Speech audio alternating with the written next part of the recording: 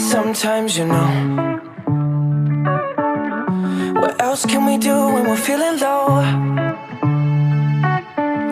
So take a deep breath and let it go. You shouldn't be drowning on your own.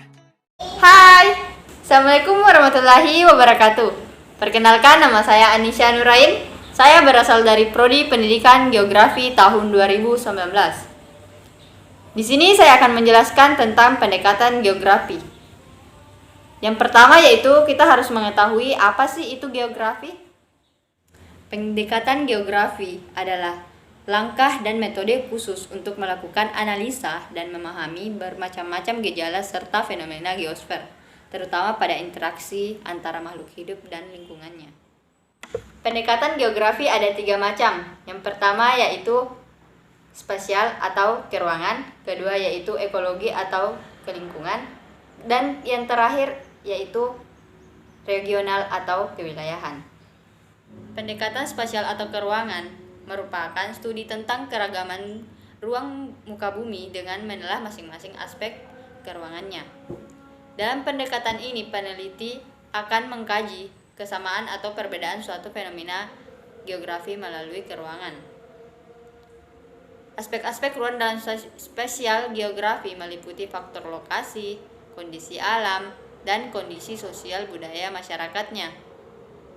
Contohnya seperti sebidang tanah berharga mahal karena tanahnya bersifat subur dan terletak di tempat yang strategis. Kita sekarang beralih kepada pendekatan ekologi atau kelingkungan. Pendekatan yang didasarkan pada prinsip ilmu biologi yaitu interaksi dan menonjol antara makhluk hidup dan lingkungannya. Untuk mengkaji fenomena geosfer dengan memperhatikan interaksi antara organisme dengan lingkungannya adalah tujuan dilakukannya pendekatan ekologi ini.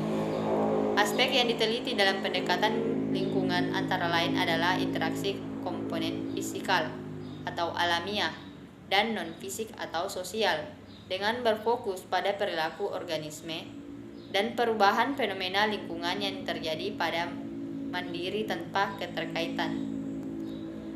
Contohnya semisal dapat terlihat pada fenomena banjir di suatu daerah. Hasil dari pendekatan ekologi melalui fenomena tahapan dapat diterapkan atau ditemukan solusi atas terjadinya banjir tersebut. Pendekatan regional atau kewilayahan. Pendekatan regional atau kewilayahan ini dapat dilakukan dengan membandingkan berbagai kawasan di muka bumi dengan memperhatikan aspek-aspek keruangan dan lingkungan secara komprehensif. Secara umum, pendekatan ini merupakan gabungan antara pendekatan spasial, pendekatan ekologi. Analisis ini menekankan adanya diferensi areal atau perbedaan karakteristik pada setiap wilayah di muka bumi. Hal ini kemudian mendorong adanya interaksi antara suatu wilayah dengan wilayah lainnya. Contoh pendekatan regional dalam membangun rumah harus dilihat dari karakteristik kewilayahannya. Misalnya, membangun rumah di daerah rawan banjir atau dekat pantai, maka fondasi akan lebih ditinggikan untuk mengantisipasi banjir atau pasang surut air laut. Itulah yang dapat saya jelaskan dari 3 pendekatan geografi tersebut. Kurang dan lebihnya tolong dimaafkan. Wabillahi taufiq wal hidayah. Wassalamualaikum warahmatullahi wabarakatuh.